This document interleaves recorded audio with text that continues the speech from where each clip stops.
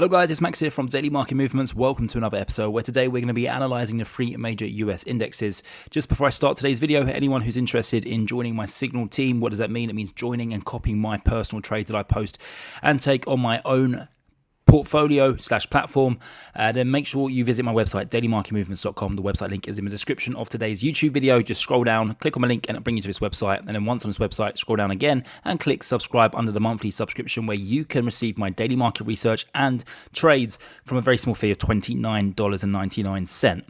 Let's get started with today's video though. Just quickly looking at the S&P 500, currently find ourselves trading at 5,188. We're trading in the red ever so slightly, 0.4 of a percentage point.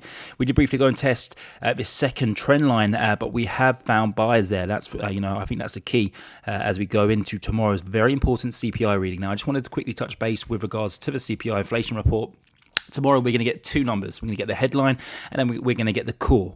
What is the difference between headline and core? Well, headline includes energy and food prices, where core strips that out. And of course, what have we seen over the past couple of weeks and months? We've seen a huge rise in not just oil prices, but also many commodities. If you look at gold, for example, all of the other metals have rallied along with it.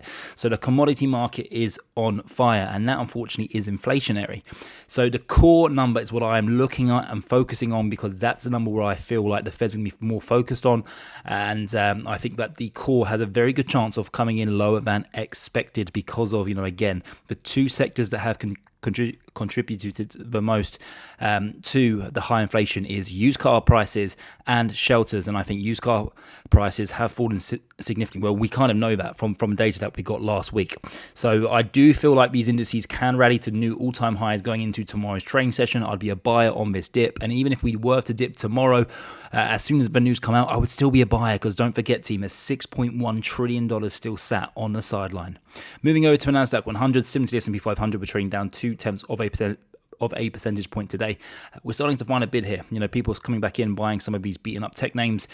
Stocks have fallen quite a long way. Like MongoDB, for example, that's about 40% off its all-time high. AMD has fallen rather significantly. At the peak, it was trading at 227, now it's down at 170.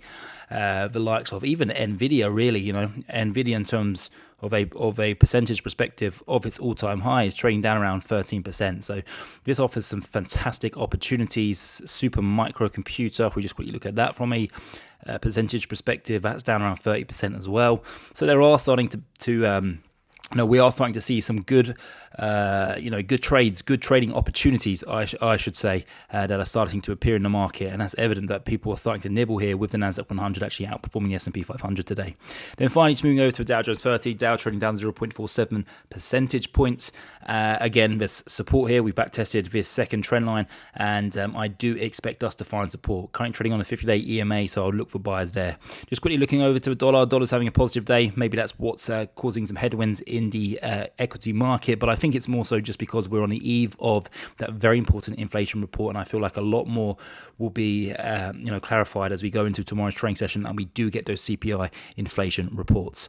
Guys, that's going to wrap it up for today's video. Don't forget, if you want to receive my own personal trades that I take on my own trading account, then make sure you visit my website dailymarketmovements.com and sign up to my Signal service. The link is in the description of today's video. Thank you very much, and I'll see you all tomorrow.